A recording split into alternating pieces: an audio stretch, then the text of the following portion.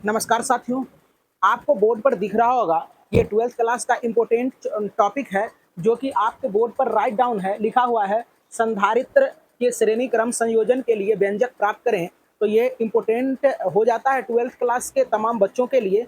तो यदि आप 12th क्लास में पढ़ रहे हो तो इस तरह के टॉपिक को आपको पढ़ना जरूरी है और इस तरह के एक्सप्रेशन को आप बार बार रिवाइज करें ताकि आप आगामी इंटर की परीक्षाओं में आप अच्छे अंक लेकर आएंगे। तो चलिए इस तरह के टॉपिक को मैं बहुत अच्छे ढंग से करने का करता हूं प्रयास। तो आइए हमारे साथ आप निरंतर बने रहेंगे तो आपको इस टॉपिक पढ़ने में कोई भी कठिनाई का सामना नहीं करना पड़ेगा। तो चलते हैं बोर्ड की ओर। और पहले तो मैं आपको बता दूं कि ये संधारित्र होता क्या है और इसके बाद संधारित्र पढ़ाएंगे। इसके बाद आपको श्रेणी क्रम संधारित्र क्या होता है, प्रेरण क्या होता है, ये तमाम चीज़ों पर आपको चर्चा कर देते हैं। और यहाँ बैठे तमाम बच्चे जितने भी हैं उसको हमने संधारित्र और इससे पहले की टॉपिक को मैंने डिटेल फॉर्म में पढ़ा रखा है। तो चलिए आपको दिक्कत की सामना नहीं हो सकती है। तो चलिए आज करने का करते हैं प्रयास। आप बोर्ड पर देखने का करें प्रयास।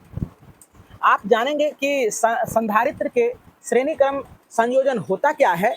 तो ये समझने का प्रयास करें। आप इसको अपने ढंग से आप अपने मन से बना सकते हैं। यदि आप इस तरह के डायग्राम को आप समझ जाते हो तो आप इसका परिभाषा खुद से कर सकते हो। तो जरा सा देखने का प्रयास करें कि पहले संधारित्र का देख लेते हैं। ये संधारित्र है। संधारित्र में आप जानेंगे कि संधारित्र में दो प्लेट लगा हुआ होता है। तो संधारित्र का दो प्लेट लगा होता है तो इसीलिए संधारित्र का सिंबल जो होता है ये बराबर का चिन्ह देकर ऐसे रहता है दिया हुआ।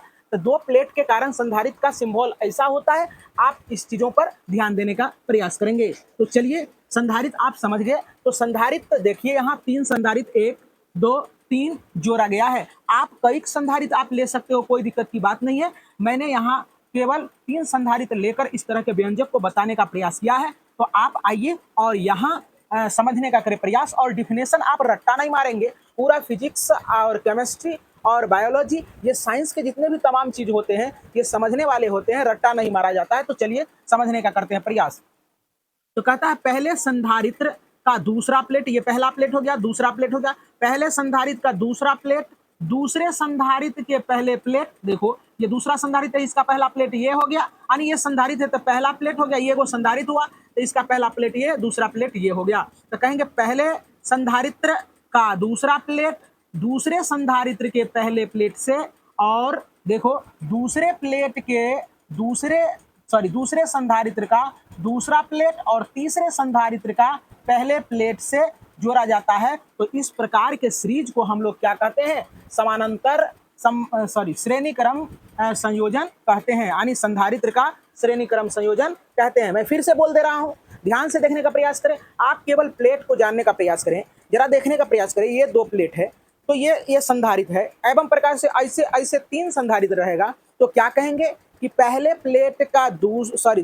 संधारित्र का दूसरा प्लेट और दूसरे संधारित्र के पहले प्लेट, उसी प्रकार से तीसरे संधारित्र के पहले प्लेट और दूसरे संधारित्र का दूसरे प्लेट से जब व्यवस्थित किया जाता है तो इस प्रकार के संयोजन को हम लोग कहते हैं संधारित्र के श्रेणी क्रम संयोजन कहते हैं। आपको समझ में आ गया होगा। उसी डिफिनेशन को यहाँ क्या किया गया है, राइट डाउन किया गया है, यहाँ लिखा गया है। आप ये तमाम चीजों को अगर समझ लिए हैं तो इस तरह के डिफिनेशन को आप लिख सकते हो। अब इसमें कुछ मान लिया तान लिया होता है तो आप इस डिफिनेशन को क्या करोगे, यहाँ लिखने का प्रयास करोगे कि क्वेश्चन के बाद ये डिफिनेशन लिखना है। हमने क्या क्या पहले डायग्राम बनाया है, इसके बाद इस परिभाषा को क्या करोगे, यहाँ लिखोगे, इसके बाद उसके नीचे ये डायग्राम बनाओगे और इसके बाद मान लिया तान लिया, इसमें जो भी चीज है उस चीजों को लिखना है। तो मैं आपको मान लिया वाला जितने भी टॉपिक है उस चीजों को मैं क्या करता हूं कि आपको बोल दे रहा हूं, आप लोग राइट डाउन करेंगे और यहाँ तमाम बच्चे हमारे साथ साथ लिखने का प्रयास करेंगे। और क्योंकि बोर्ड पर जगह कम है, थोड़ा सा एक्सप्रेशन भी करना है,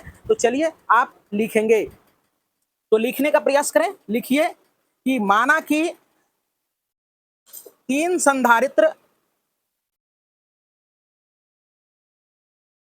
संधारित्र जिसकी धारिता C1 C2 और C3 है। आप देख रहे होंगे C1 C2 और C3 है, धारिता C3 है जो श्रेणी क्रम में जोड़े गए हैं। पहले संधारित्र के पहले प्लेट को Q आवेश दिया गया है। पहले संधारित्र को देखने का प्रयास करें। पहले संधारित्र को Q आवेश दिया जाता है। पहले संधारित्र को Q आवेश दिया गया है प्लस Q आवेश दिया गया है तथा तीसरी संधारित्र के दूसरे प्लेट को पृथ्वीकृत किया गया है। तीसरे संधारित्र को देखेंगे। तीसरे संधारित्र देखो जरा सा, ये तीसरे संधारित्र है। तीसरे संधारित्र को क्या किया गया? ये भू संपर्क तार से जोड़ा गया जिसको पृथ्वीकृत कहते हैं, ताकि इसका सारा आवेश पृथ्वी में चला जाए, है ना। तो चलिए क्या लिखे? तीसरे प्लेट के संधारित्र को भू संपर्क तार से जोड़ा गया है।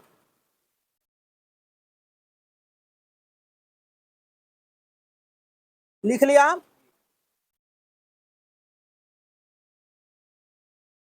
इसीलिए तीसरे संधारित्र के मैं बार बार बोल रहा हूं, तीसरे संधारित्र के प्लस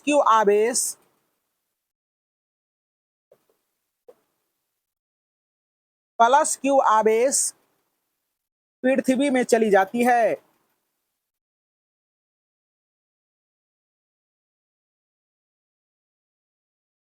लिख लिया? पृथ्वी में चली जाती है। ज्यादा मान लिया ताले नहीं लिखना है। यदि सभी प्लेटों के बीच का विभवांतर V1, V2 और V3 हो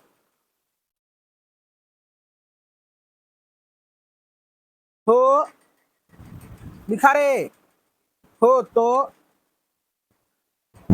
विभवांतर की परिभाषा से, तो ध्यान से देखने का प्रयास करेंगे। पहले V बराबर क्या हम लोग पढ़े थे? Q/C पढ़े थे। तो यहां देखने का प्रयास करो। विभवांतर V1 बराबर, पहले तो आप विभवांतर बराबर जानते हो कि V बराबर क्या होता है? Q/C होता है। ये विभवांतर बराबर आप ऐसे लिखोगे, विभवांतर V बराबर Q/C हो जाएगा। इसके बाद आप क्या करोगे? ध्यान से देखने का प्रयास करोगे। तो अब धारिता, पहले धारिता के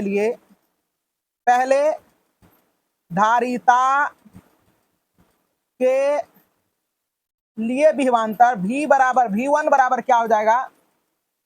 Q आवेश तो वही है बटे C1 समीकरण 1 हो जाएगा। दिखता है नीचे बोर्ड? क्या दिख रहा है? यहां तक आएगा तो दिखेगा। चलो देखो, अब दूसरे धारिता के लिए विभवांतर V2 बराबर हो जाएगा Q/C2 समीकरण, इसको 2 मानेंगे। इसके बाद जरा सा तीसरे धारिता के लिए देखेंगे। तीसरे धारिता के लिए विभवांतर V3 बराबर Q/C3 हो जाएगा। इसको आप समीकरण 3 मान लोगे। अब आएंगे, आप छोटे बोर्ड पर देखने का प्रयास करें। छोटा बोर्ड पर आएंगे तो आपको समझ में आने वाला है। तो यहां लिखेंगे कुल विभवांतर, दिख रहा है क्या? कुल विभवांतर लिखेंगे, कुल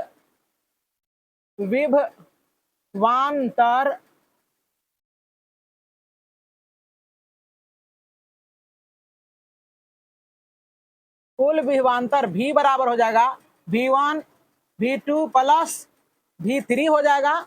और परिणामी विभवांतर यानी कुल विभवांतर बराबर क्या हो जाएगा? सभी विभवांतर का योग होता है, तो सभी विभवांतर को जोड़ देंगे। तो यहां देखने का प्रयास करें। V बराबर क्या हो जाएगा? V1 का वैल्यू क्या है? Q/C1 होगा। इसके बाद क्या हो जाएगा? V2 का वैल्यू क्या है? C2। V3 का वैल्यू क्या दिया है? यहां से देखने का प्रयास करेंगे। यहां हमने निकाल रखा है, तो क्या है कि यहां हो जाएगा Q/C3। अब देखो जरा सा, यहां देखने का प्रयास जब करेंगे आप, तो यदि V बराबर Q/C हो तो क्या होगा? V के जगह पर आप ये रखोगे तो यहां हो जाएगा Q/C बराबर Q/C1 और Q/C2 प्लस Q/C3 C3। यहाँ से क्या करोगे, Q बटे C रहने दोगे और यहाँ क्या हो जाएगा, यहाँ से Q कॉमन ले लेते हैं हम लोग। तो Q जब कॉमन ले लेंगे यहाँ से तो 1 बटे C1 हो जाएगा, 1 बटे C2 हो जाएगा, 1 बटे C3 हो जाएगा और यहाँ Q से Q कट जाएगा। इसके 1 बटे C बराबर 1 बटे C1 प्लस 1 बटे C2 और प्लस 1 बटे C3।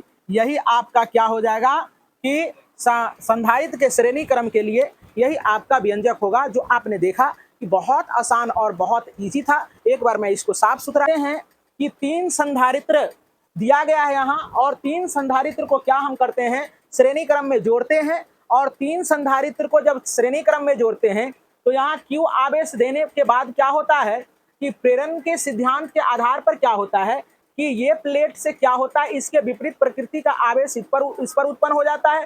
फिर इसको जब प्लस आवेश दिए तो इस पर क्या हुआ, विपरीत प्रकृति का आवेश उत्पन्न हो गया। फिर इस पर प्लस Q आवेश दिए तो इस पर विपरीत प्रकृति का आवेश उत्पन्न हो जाता है। अब क्या किया यहाँ कि इसको भूकृत कर दिए गए हैं, तो क्या हो गया यहाँ कि इसका प्लस आवेश जमीन के नीचे चला जाता है। तो हम लोग क्या करते हैं कि इसमें मान लिया तान लिया हमने लिखा दिया आपको और पहले धारिता के लिए विभवांतर निकाले तो क्या हो गया आपका